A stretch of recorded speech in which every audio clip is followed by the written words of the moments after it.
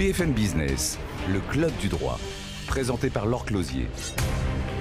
Bonjour à tous et bienvenue dans ce club du droit spécial congrès des notaires. On est à Bruxelles pour le 115e congrès des notaires, plus vieux congrès professionnel au monde. C'est vous dire si c'est important. On a parlé international. Toute la semaine, on a suivi ce congrès. On va continuer aujourd'hui avec nos invités. Ils sont deux pour cette première partie. Bonjour Valérie Marnet-Ravaud. Vous êtes notaire à Lyon. Bonjour. Bonjour. Et je suis également avec Olivier Lecomte. Vous êtes notaire à Paris. Bonjour. Et on est tous à Bruxelles où on va parler international. Il y a des chiffres quand même sur l'international, sur le nombre de Français expatriés qu'on vous redonne. 2 millions d'expatriés, plus 30% en 10 ans. 11% des Français ont un parent d'origine étrangère. Un mariage sur 7 est un mariage mixte. Et 40 000 jeunes font des études à l'étranger. Aujourd'hui, l'international, c'est dans tous les dossiers. C'est pas juste pour les notaires des pays frontaliers. Expliquez-nous, Olivier Lecomte, ce qu'il faut faire quand on décide comme ça pour ces Français de partir dans un pays. Alors on va dire, commençons par l'Europe. Je décide de partir dans un pays européen. Qu'est-ce qu'il faut que je me pose comme question avant de partir ? Avant de partir, il faut déjà vous interroger sur l'avenir de votre lien matrimonial que vous aurez avec votre partenaire en fonction de l'endroit où vous allez donc déposer vos bagages. Il n'est pas évident que le schéma français puisse s'appliquer à l'étranger et Valérie vous expliquera qu'en matière matrimoniale, il y a des précautions à prendre. Donc ça veut dire, Valérie, qu'on va chez son notaire et on fait une liste des pays dans lesquels on regarde le pays où on va se rendre et on regarde comment le droit fonctionne. Vous faites des simulations ? Alors tout à fait, ce qui est assez compliqué, c'est qu'on va faire ce qu'on appelle du droit comparé. C'est-à-dire qu'on va aller chercher l'information dans le pays d'accueil pour savoir quel est le droit. Ça nécessite d'avoir des réseaux, d'avoir des contacts pour savoir quels sont les droits pour pouvoir utilement renseigner le client effectivement. Et alors on s'aperçoit de quoi ? Que parfois ça ne se transpose pas ? Bien sûr, quelquefois ça ne se transpose pas et c'est bien pour ça qu'avant de s'expatrier, nous conseillons à nos clients, notamment quand ils veulent se marier, de faire un contrat de mariage qui très souvent va stabiliser le régime matrimonial car un grand nombre de pays va reconnaître sous certaines conditions ce contrat de mariage. Parce qu'aujourd'hui, Olivier Lecomte, ça s'est simplifié quand même la situation depuis janvier. Oui, ça s'est simplifié parce que désormais on a une règle commune pour les l'Europe, pays, oui. tout à fait pour l'Europe, mais il y a quand même des précautions à prendre parce que lorsque les gens ne consultent pas un notaire, ils regardent des fois dans Internet les sites et ils se disent voilà, je m'en vais au Brésil et c'est le régime de la communauté. Et en réalité, le régime de la communauté brésilienne n'a rien à voir dans son fonctionnement avec le régime de la communauté française. Et ils auraient tendance à se dire, voilà, j'épouse une brésilienne, je vais au Brésil, je vais adopter le régime de là-bas qui est comme le régime français, et ce n'est pas le cas. Donc ça veut dire que je fais un contrat de mariage, qu'est-ce que je mets dedans ? Le premier point, le plus important, c'est déjà de dire, voilà, si je veux être sous la loi française, je veux au moins que ça soit la loi française qui s'applique. On pourrait au maximum dire, voilà, je veux simplement que ça soit la loi française qui s'applique. Oui, je dis avant de partir, quel est mon pays, voilà. Le pays que je choisis. Alors, le pays que vous allez choisir, ce régime matrimonial qui sera choisi s'appliquera pour déterminer, si vous divorcez demain, comment on va répartir les biens entre vous et votre conjoint. C'est une sorte de règle du jeu qui s'applique et qui normalement aura des effets escomptés dans tous les pays, sauf ce qu'on appelle les pays tiers qui peuvent éventuellement ne pas les appliquer. Valérie, tu peux peut-être donner l'exemple pour les Anglais. Alors, les Anglais, si vous voulez, ce qui est un petit peu compliqué, c'est qu'ils ne connaissent pas la notion de régime matrimonial. Ouais. Nous, Français, on fait un contrat de mariage, on explique ce qu'il y a dedans, mais en Royaume-Uni, ils ne connaissent pas cette notion de régime matrimonial. Quand ils font des contrats, ils font des contrats tout à fait différents, c'est-à-dire qu'ils organisent plutôt l'après-mariage, comment cela va se passer en cas de divorce. Mais alors, qu'est-ce que ça a comme conséquence Imaginez, vous vous mariez en séparation en France. Vous déménagez et vous allez en Angleterre. Le juge, vous avez beau avoir la maison qui vous appartient qu'à vous, si votre partenaire saisit le juge anglais pour divorcer, le juge anglais va peut-être prendre votre maison pour la donner en prestation compensatoire à votre mari pour équilibrer. Alors qu'en France, on ne vous aurait jamais pris votre immeuble. On vous l'aurait laissé, on vous aurait dit, voilà, pour compenser la perte de niveau de vie de votre conjoint, vous allez verser une prestation, mais on ne vous prenez pas vos biens. Donc il faut quand même être assez prudent, il faut venir voir son notaire, le consulter, essayer déjà par avance de faire tous les schémas possibles en se disant comment ça peut se déboucler si j'ai un problème, si j'ai un décès. Et notamment les décès, c'est hyper important, on en parle après. Parce que là on a parlé des régimes matrimoniaux, mais sur les successions, il peut y avoir de multiples cas. Il y avait un intervenant qui nous disait il y a 10% des successions qui sont concernées par un élément d'extranéité, donc un élément international, c'est énorme. Voilà. Non seulement c'est énorme, mais c'est encore plus important que ce que vous dites parce qu'on peut avoir un élément d'extranéité et les gens pensent en se disant j'épouse une étrangère ou je suis à l'étranger, mais vous pouvez aussi tout simplement être en France, avoir un décès, avoir un bien à l'étranger, une résidence secondaire en Espagne ou au Portugal et vous imaginez pas tous les tracas et tous les petites surprises que vous pouvez avoir si vous ne consultez pas un notaire. Ça veut dire, Valérie Marnet-Ravaud, que un élément d'extranéité est une complexité en plus dans un dossier de succession qui peut déjà être compliqué à la base. Donc, pour ceux qui nous écoutent, ceux qui potentiellement ont soit acheté à l'étranger, soit vont habiter à l'étranger, consultez votre notaire avant, faites un point. Voilà. Alors, on a fort heureusement de nouveaux règlements qui sont parus, qui sont entrés en application en 2015. C'est le règlement succession et qui a, au sein des 25 pays de l'Europe, unifié les règles, nous on appelle ça les règles de conflit, mais les règles qui s'appliquent en cas de décès. Maintenant, en cas de décès, dans nos 25 pays, on va appliquer la loi de la résidence. Sauf si, bien entendu, la loi de la résidence, donc ça là permet, où la personne décède. Non, pas là où Non. la personne décède, là où elle habitait avant son décès. D'accord. Parce que le décès Voilà, peut être résider. tout à fait fortuit. Sa dernière résidence. Sa dernière résidence. Mais quelquefois, appliquer la dernière résidence, ça peut déjouer tout ce qu'aurait fait la personne de son vivant. Par exemple, elle aurait fait une donation en France. Si elle décédait au Portugal, il aurait fallu appliquer le droit portugais et notre donation que l'on aurait faite ne serait pas forcément reconnue. C'est pour ça que ce règlement a instauré ce qu'on appelle la possibilité de la profession juris, c'est-à-dire la possibilité pour le futur défunt de désigner sa loi nationale. Et ça, pour les expatriés, il faut vraiment relier l'information pour qu'ils puissent penser à faire cette désignation de la loi nationale. C'est-à-dire que sur les successions, on était quand même déjà un peu plus avancé que sur les régimes matrimoniaux où la loi a changé là depuis le 29 janvier, Oui. mais ça existait un peu déjà pour les successions, si je comprends bien. Choisir son pays de fiscalité. Oui, d'accord, ça existe. Alors là, attention, là, comme vous dites Ah de oui. fiscalité, Je mets une complexité de plus. Oui, parce qu'on est dans du civil là. Justement, je suis content que vous fassiez cette confusion parce que les personnes qui nous écoutent doivent absolument distinguer le civil du fiscal. C'est-à-dire que lorsqu'on dit il faut faire attention, aller voir son notaire pour savoir quelle sera la loi applicable au décès, on fait quoi en faisant ça? On désigne la loi qui va indiquer les pourcentages que chaque personne va pouvoir hériter. Après, lorsqu'on parle de fiscalité, ce n'est pas parce qu'un tel hérite de X% qu'il va payer que dans le pays dans lequel il hérite. La problématique, elle est là. On peut payer dans l'un des deux pays, on peut payer dans les deux pays, on peut éventuellement payer dans un pays et avoir le droit de déduire dans le deuxième ce qu'on a payé dans le premier, mais peut-être pas en totalité, peut-être en totalité. On peut avoir l'exemption de droits dans un pays, mais se voir majorer de ses droits de succession sur le taux marginal d'imposition en France.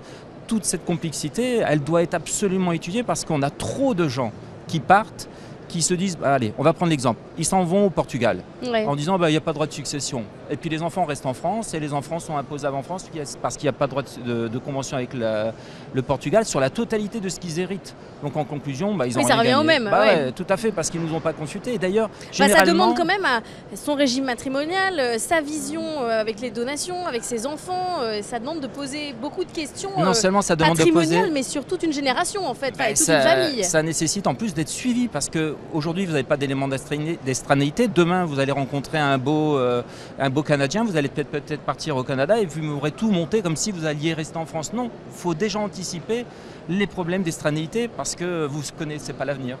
Donc il faut s'adapter. Je ne sais pas si ça pousse forcément les mariages internationaux. Quand on prend le sujet dans le détail.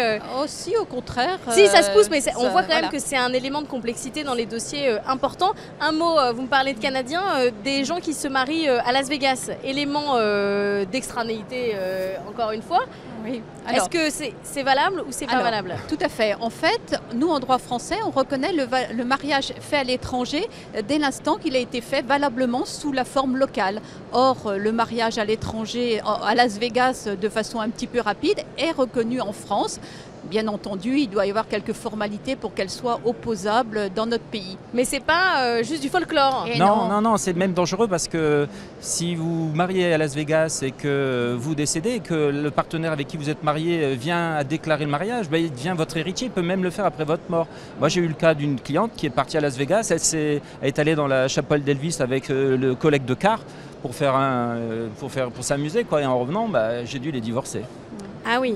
Et il y en a même qui ne pensent que c'est qu'un mariage fantoche, et qui veulent se remarier en France et qui deviennent finalement bigames.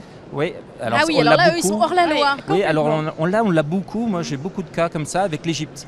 Parce que quand vous interrogez un Égyptien, il y en a beaucoup en France quand même, à Paris, et vous leur dites « vous n'êtes pas marié », vous disent non.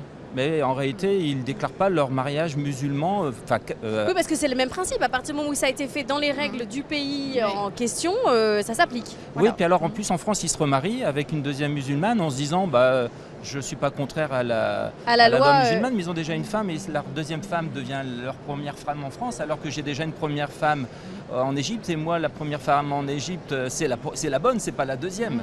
Ah oui, et alors là, qui irrite les problèmes de succession. Oui. Et puis en plus, le fait de s'être mariés en Égypte, ils sont mariés sous le régime de la séparation égyptienne. Mais comme ils ne nous l'ont pas dit, on se retrouve avec un régime de communauté en France quand ils se marient sans contrat, alors que les biens auraient été protégés s'ils avaient été sous le premier régime.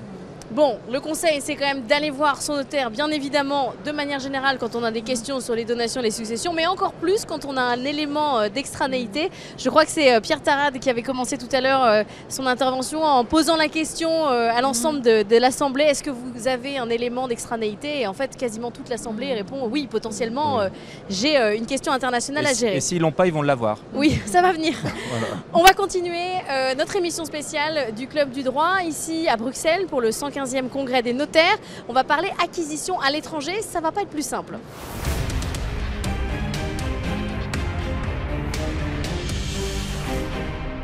Et on poursuit notre club du droit spécial congrès des notaires, le 115e. On va continuer de parler droit international avec nos nouveaux invités. Delphine Détrieux, bonjour. Vous êtes notaire dans la Gironde.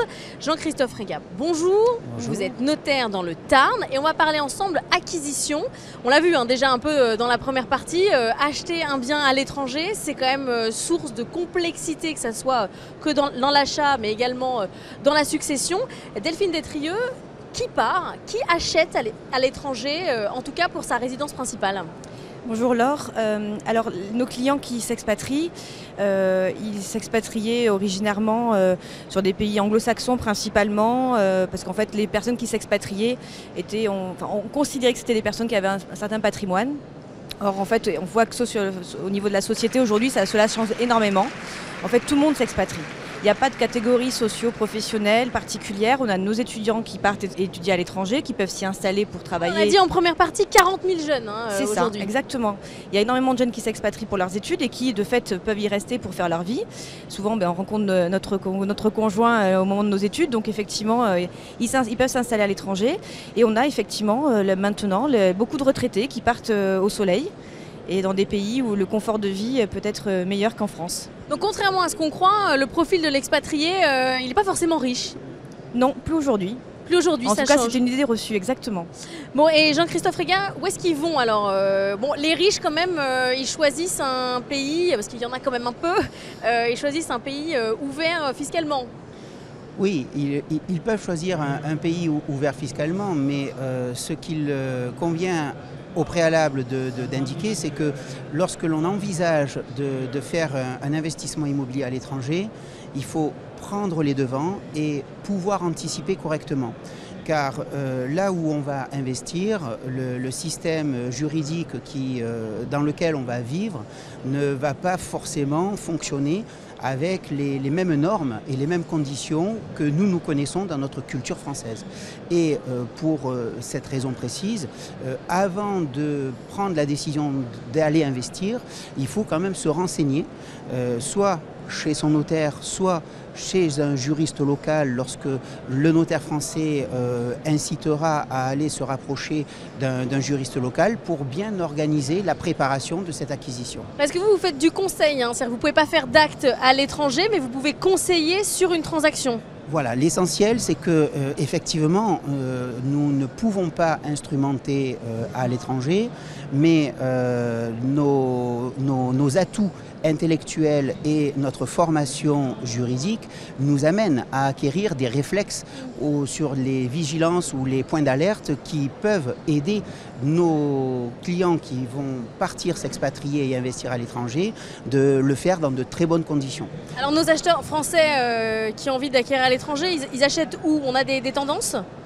Mais principalement le sud, hein, pour les retraités, ils vont en Espagne, au Portugal où il fait bon vivre.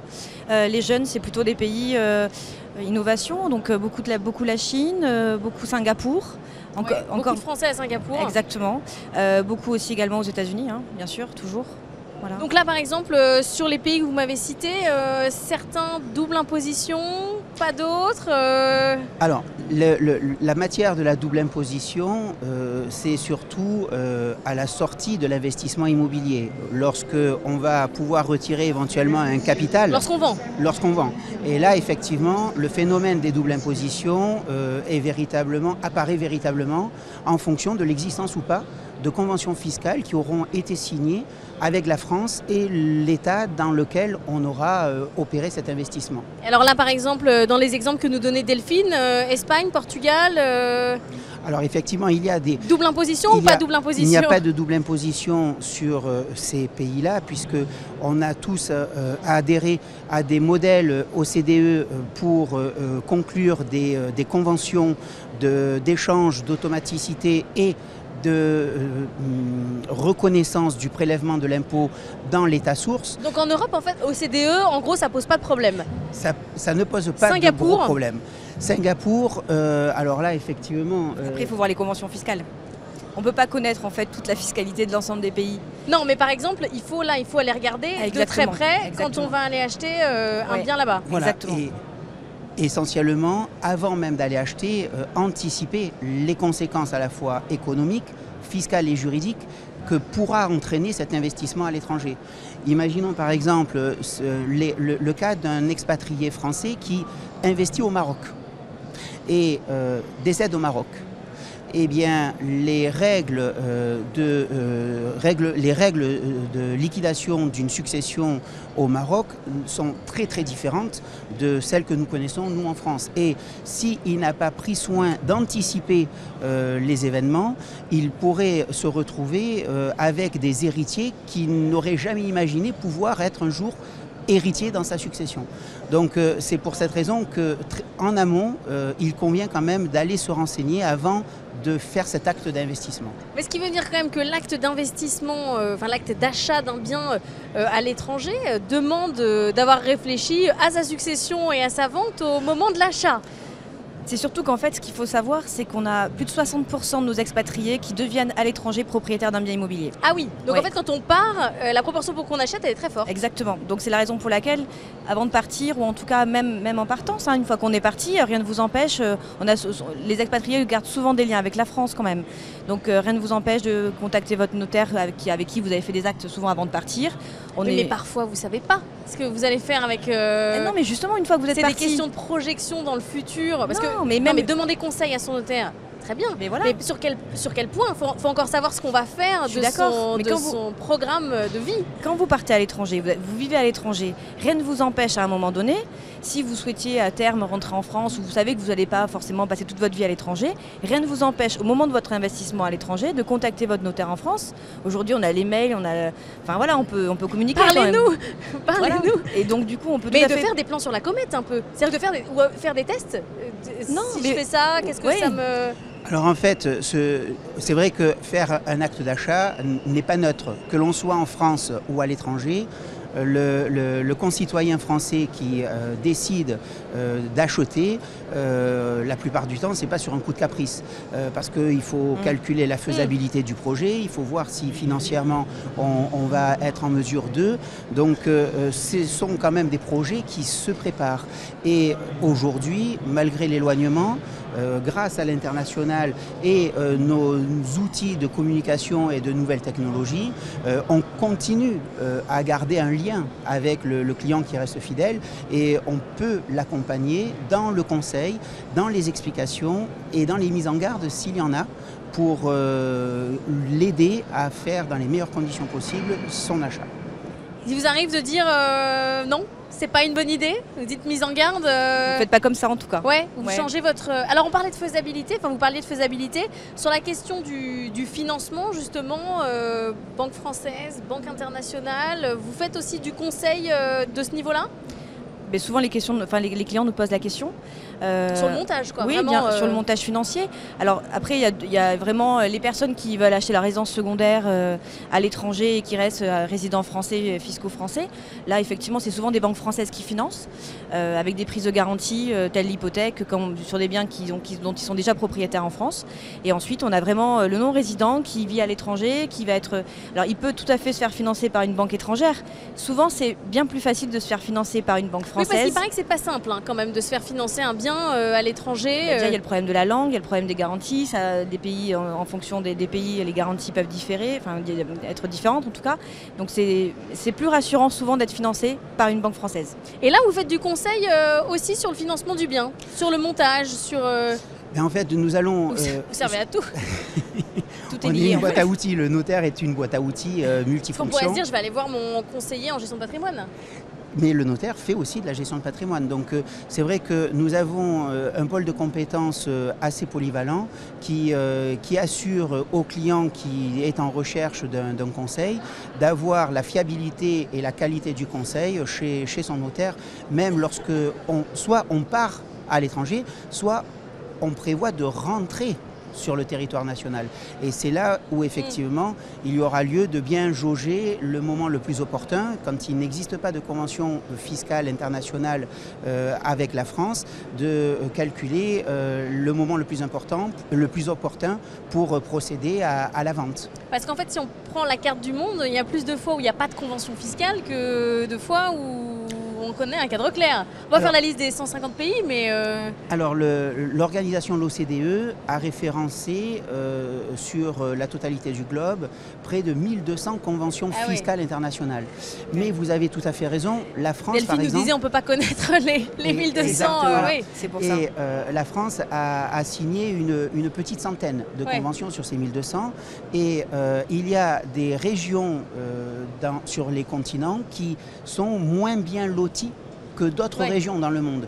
Je pense par exemple à l'Amérique du Sud, où très peu d'États d'Amérique du Sud ont régularisé des conventions fiscales internationales avec la France. Je pense par exemple à l'Uruguay, où il n'y a pas de convention internationale. Si on part de l'autre côté du monde en Asie, la Birmanie par exemple, il n'y a pas de convention fiscale internationale. Donc c'est vrai qu'il convient de se renseigner, d'avoir le réflexe de poser la question à son notaire, même s'il est bien évidemment en France, mais il sera en mesure d'orienter avec le réseau du notariat international, le juriste local et le financement qui sera adéquat à l'opération escomptée. Un mot, Delphine, parce qu'il nous reste une minute. Sur Tracfin, le notaire se doit, s'il a un doute, de faire une déclaration. Nous avons effectivement une obligation de vigilance. Voilà. Donc à partir du moment où dans une transaction, on a des doutes sur la provenance des fonds, où le client ne peut pas nous fournir d'attestation. Voilà. Après, c'est à nous de juger en fonction de certains critères. C'est la notion de doute, quoi. Oui, de la doute, mais le doute, c'est surtout pour la lutte contre le blanchiment et surtout la lutte contre le terrorisme également, puisque c'est des fonds qui peuvent... Quand on ne connaît pas la provenance des fonds, c'est toujours un risque pour le notaire, sachant que c'est une obligation professionnelle. Oui, c'est ça, c'est un risque et c'est fort du pénal, quand même. Et c'est du pénal. Voilà. Merci beaucoup à tous les deux. Delphine Detrieux, je rappelle que vous êtes notaire dans la Gironde. Jean-Christophe Régat, vous êtes notaire dans le Tarn. On va rester, nous, pour suivre ce congrès des notaires. Et nous, sur BFM Business, on se dit à très bientôt pour une nouvelle émission du Club du Droit. N'oubliez pas de nous envoyer vos questions clubdudroit@bfmbusiness.fr. À très bientôt.